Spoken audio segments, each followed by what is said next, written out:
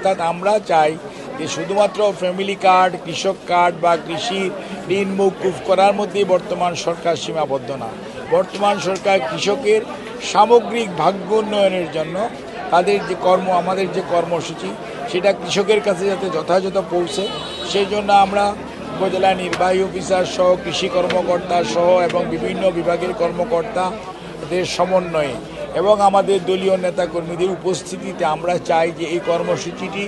ব্যাপকভাবে জনগণের কাছে এটা যদি প্রচারিত হয় তাহলে জনগণও বুঝতে পারবে তাদের কি অধিকার আছে, কৃষকের কি অধিকার আছে, কৃষকের কি জিনিস সরকারের কাছ থেকে পাওয়ার অধিকার বা রাইটস আছে সেটাও যেমন বুঝতে পারবে, যথাযথভাবে কৃষক এটা পাবে সেটা নিশ্চিত করা। এবং এর মাধ্যমে কৃষক যদি উৎপাদন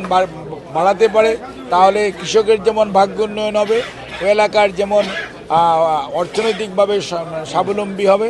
ওই পরিবার হবে, গ্রাম হবে, ইউনিয়ন হবে, এভাবেই সারা বাংলাদেশ যাতে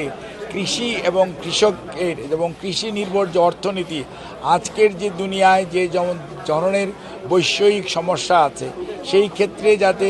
কৃষি কোনো অবস্থাতেই ক্ষতিগ্রস্ত না হয়, বর্তমান সরকারের মাননীয় প্রধানমন্ত্রী জনাব তারেক রহমানের নেতৃত্বে আমরা সবাই সেই লক্ষ্যেই কাজ করছি যাতে আমাদের কৃষি জিডিপি এবং কৃষি ক্ষেত্রে যে সমস্ত আমাদের